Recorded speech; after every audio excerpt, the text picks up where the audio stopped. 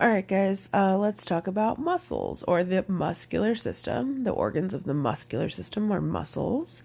And now when we think of muscles, we usually think of like biceps, triceps, quads, whatever you guys think you're swollen, biceps. So this was the point of the chicken wing lab, is that we were going to be able to see the tendons and ligaments that hold our muscles together. And again, we'll see what else we can get done. So we have our muscles in our body, and we have the muscles that hold us together, and those muscles are called skeletal. The muscles attached to the skeleton are called skeletal muscle. That makes sense, right? So the bones and the muscles work together to help us move. The point of those two systems is movement, and also support and protection. So there's another kind of muscle that's called smooth muscle, and this smooth muscle lines most of the digestive tract.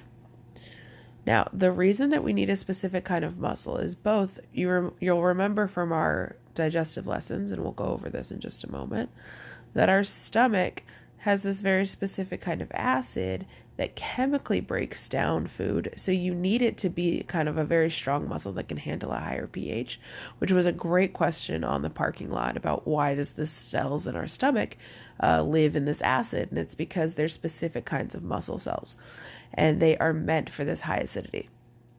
So that digestive tract needs that higher acidity, but it also needs to be able to physically churn and mix and cramp and move all around so that our food can be processed through this whole system and continue to get smaller and smaller.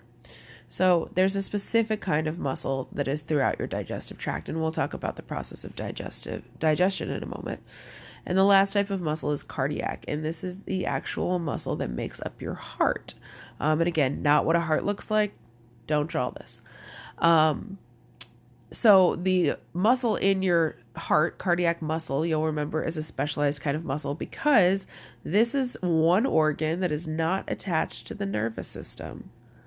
There are no nerves in your heart. There are little electric signals that tell your heart when to beat.